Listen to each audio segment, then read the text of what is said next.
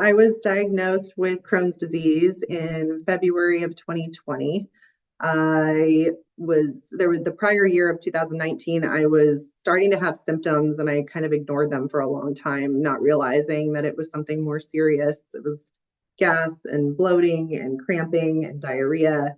And then it got exceptionally worse in about November, December. And right in November, December 2019, I was losing weight. I was having multiple bowel movements a day, diarrhea. So I was just incontinence basically most of the day, Mm, rushing back and forth to the toilet in the fetal position and cramping. I would have night sweats in the middle of the night. I was having low grade fevers of about 100, 101 constantly. So that was definitely viral things happening in my body. I had joint pain. I could barely walk 3 blocks down the street. It was so Jesus. bad. And I And was a very active person before all this. So, and did you have any of these problems when you were a kid, a teenager, in your early 20s? None of this was an no, issue. no, this just all came on right when I turned, well, right before I turned 34, I guess. So, yeah, 33, 34, and do you feel like there was anything that maybe ignited it or anything you look back and say this was one of the big issues why I think this happened? I think it was a combination of a lot of things. I think partially it's genetic. I have family members that are predisposed to autoimmune conditions. Mm, I think it was diet. A lot of that was diet because I did not eat that well. I mean, I thought I was eating well, but knowing what I know now, it was significantly worse. And I would go to networking events. I'd be drinking alcohol constantly for work mhm. purposes when I'm out at these mixers and with friends and all these things. So I would have multiple drinks when I'd go out, stay out late. I think the stress of running my own practice was a big one. That was a big year where I was trying to grow my business. And so I was working a ton. Mm. So I think it was a combination of all those things. And what do you do for a living? I'm a real estate attorney. And I mean, this was devastating coming in your mid 30s, right when you're trying to build your company, and just took over your life. Mhm, And so you then decided to do what all of us do. We go to the doctor and mhm. go towards that conventional route. What was that experience like? So I had to first go to my primary care physician because I had an HMO insurance, which was very unfortunate. And I Mm, was going, like, my parents didn't know what was wrong. They were so worried about me because I was so sick. I'd lost probably 45 pounds. Actually, oh, I'm normally 165 to 175 range, and I dropped wow. down to like 125, and I'm Wow. 5'10. So it Wow. was, my friends were like, you look emaciated, like this is bad. Yeah.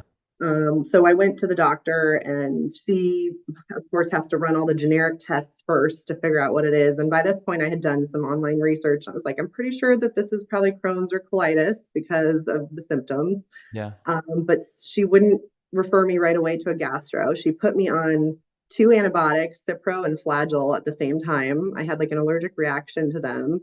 Oh, And that obviously now I know made it probably 10 times worse mm, because I was so inflamed at that point. mm. And then she finally did, when she got all my blood work back, the inflammation markers were off the charts. I want to say my SED rate was like 180 something.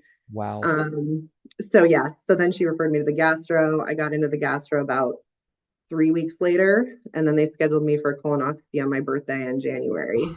So it was like another month before I actually ended up getting the colonoscopy done. And they were like, yep, there's so many ulcers throughout your upper and lower intestinal tract that we can't even count. And you definitely have Crohn's.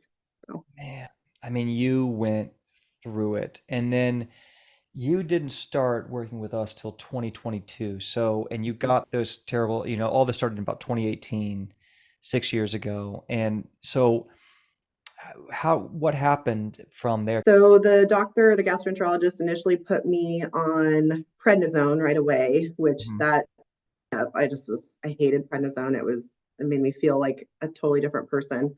So I Mm. tried to get off that as quickly as possible, but they also put me on biologic infusions. So it was the generic of Remicade, which was Inflectra. And so they started me on that, and I was getting those every 8 weeks. And they also put me on 6-MP, which is mercaptopurine. and I was on, I want to say 50 milligrams of that every day as well. And so then the biologics and the 6-MP did help bring the inflammation down Hmm. quite a bit right away. So I had a good response to the medications. Good. Hmm. Um, but then when I was, in this recovery process, I'm trying to learn as much as I can about the disease. And I was listening to podcasts and about natural remedies and how to use supplements. And I was like, oh my gosh, there's so much information. I don't even know how to how to Smart. manage it. So that's what led me to finding the Crohn's Colitis Lifestyle Group. So you felt like I want to learn more, I want to get more empowered, I want to start healing naturally. I don't want to just rely on this one punch immunosuppressant biologic and modulator. Is that a fair assessment of what was going on with Yeah. you? Yeah, I remember being in the doctor's office and them saying, yeah, you're going to be on these biologics for the rest of your life. And I cried because I was like, this cannot be my reality going forward, and I was really worried about that fact because I don't feel that if you give your body the right conditions, I feel like you can heal yourself naturally. And so the more I was reading about that, the more that made me want to try to find other ways to do it. And so we started working together in early 2022, and now it is 2024. So it's been about 2 years you've been in the program. Yeah. When you came in, the medications and some of that stuff you had done had calmed down a lot of those symptoms, but you had come in and I think some of the symptoms you were still dealing with. What were you still dealing with when we started? Yeah, I would still have like cramping and bloating and diarrhea if I would, eat out anywhere at restaurants. So that was always a concern. Like traveling was a concern. Hmm. It was more just individual foods would trigger me. Yep. And I wasn't figuring out what that was. So I Yep. knew that there was still some inflammation going on, even though Yeah. it seemed The like markers were mostly down. my symptoms had calmed down. And you were going from diarrhea to constipation. So there was a lot of irregularities there. And then the bloating, the cramping, the pain. And then you had a side thing going on with psoriasis, skin Mhm. reactions, right? And it was Mhm. pretty bad. Yeah. When we started running the plan, did you start noticing these symptoms eliminating pretty quickly? The bloating, the cramping, the gas, the food confidence. What happened there in, let's say, the first 6, 8 months? Yeah, I would say that the symptoms all really disappeared pretty much, even when I was eating out or going to dinners or things, I was obviously much more food conscious at that Yes. time. Hmm. So being in the program, I've learned so much about that. I've also changed a lot of my lifestyle things. So like I do yoga now. I don't do these super intensive workouts that I used to do, like Barry's boot camp is too Yeah. much on my body now. The And I've learned, stress. yep, that Mhm. stress triggers this. So I try to do more strength training type, lower impact Yeah. exercises now, meditation, and then just cutting back on my workload with work stress, and not trying to kill it every single day of the week, Yeah. and having some built-in Perfect. relaxation.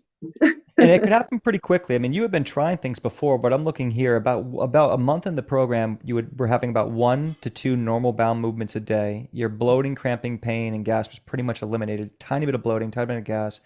The psoriasis was still around the same, but you didn't have any hemorrhoid issues that had happened in the past. Your energy was good, weight was in a good place, and you were still on the 6-MP and the Inflectra.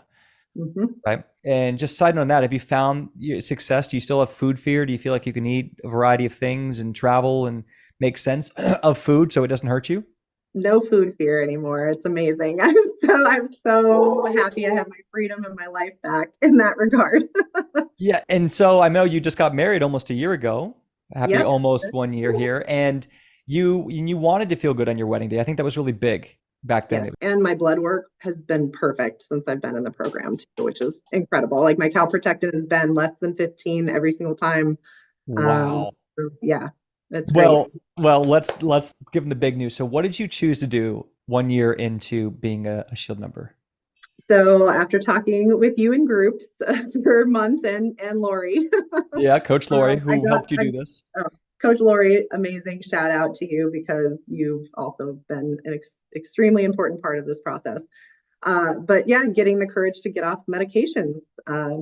After listening to you, Dane, you're like, your blood work is normal, you're feeling good, you have no symptoms. Why are you on these medications? And I had really had to look internally and really come up with that courage and the strength to do it and go against my doctor that said, no, absolutely not.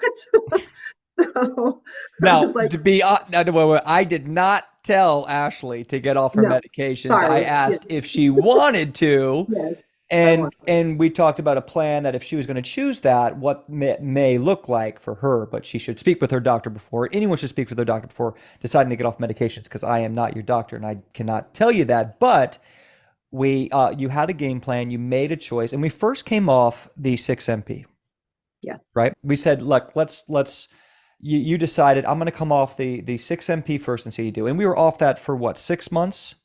Yeah. And then comes up the Remicade. And I believe you went from you're at every 8 weeks already. You're Hmm. getting your infusions. And then we worked it up to 12 weeks, Hmm. right? And then we started running labs, which is a really big, important part of anyone who decides to come off medications. We were doing your calprotectin all the time. We were checking your cytokines often. I think we checked your cytokines 2 or 3 times, your TNF alpha, your Hmm. IL-18, your IL-12, 23, calprotectin, all coming back normal for months. And you did that right around 12, 13, 14 weeks when the biologics were starting to leave your system. Right Hmm. around that mark is right when they start to leave your system. So we're testing, it's normal, it's normal. And that was a little over a year ago. It was. So we're right at about a year now. And how are you feeling? I feel so free and I feel so happy that I have no symptoms, or at least I'm not aware of them if there are any.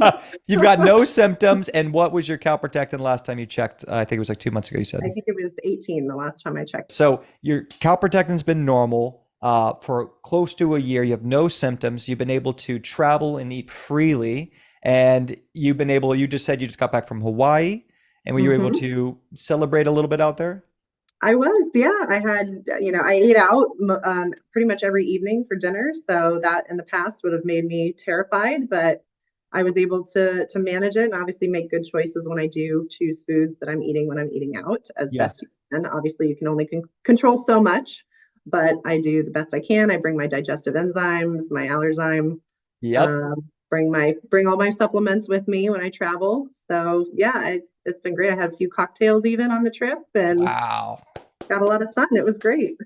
So, and just for everyone not to feel like this is a hocus pocus, you worked with the team for about a year straight, Two years. two Yeah. years. We worked a lot on detox pathways. That was one of the bigger things for me because I had constipation. I didn't realize that all my detox pathways were not as fully open as they should Huge be. problem. Huge problem for a Um, lot of us with IBD. It's like, and then working on the viral loads because I found out that that was one of the major triggers of my Crohn's. So the and maybe learning why that the piece stress was was, messing you up before, right? yes, Because yes, stress can activate those viral loads. yep. So you found them, you treated them, you saw things get normal in the labs. I remember the first lab we looked at, we saw high inflammation, we saw dysbiosis, we saw a little bit of infection. All of a sudden, later on tests, everything normal, normal, normal, normal. And it's been a year. And through building your body, you've also noticed your tolerance of food, even celebration foods, has gotten dramatically better. And what about anxiety and stress? Yeah, I mean, the fear was real. And I mean, it's the fear really that the doctors put in me when they would tell me that you're going to be on these meds forever and that you're a sick person. And so I had that mentality in my head. And even though my labs were normal, I was still staying on the biologics. I'm like, oh, if I get off, what if I have a flare up? What if something happens, and I have to, deal with it then? I feel so good right now. I don't want that to happen. So it was that fear of something happening again, and feeling bad again. And so working with the team and working with Rachel is incredible. I've done several EFT sessions with her just to try to release that fear that I had from the doctors that I didn't realize played such a huge role in my perspective on everything. And it helped me really dig deep and figure out what it was that I truly wanted for my body and that I knew what was right for my body. And so I didn't want to be pregnant on medications. Another side note is we were talking about the psoriasis. Like we don't specialize in psoriasis, but what have you noticed in your skin health in the psoriasis over this last year? Yeah, my psoriasis has improved quite a bit since I was in the program initially. I would say it was a 10 or 9 or 10 when I started. I would have a rash kind of everywhere, different spots on my body and my scalp. I had alopecia. I was losing hair. Like it was really, really bad for a while. Mhm. And now it's maybe a 2 or a 3 out of 10. So Wow. It's like an huge 80% reduction, 70, improvement. 80% reduction in any kind of symptom of psoriasis. Yep. Wow.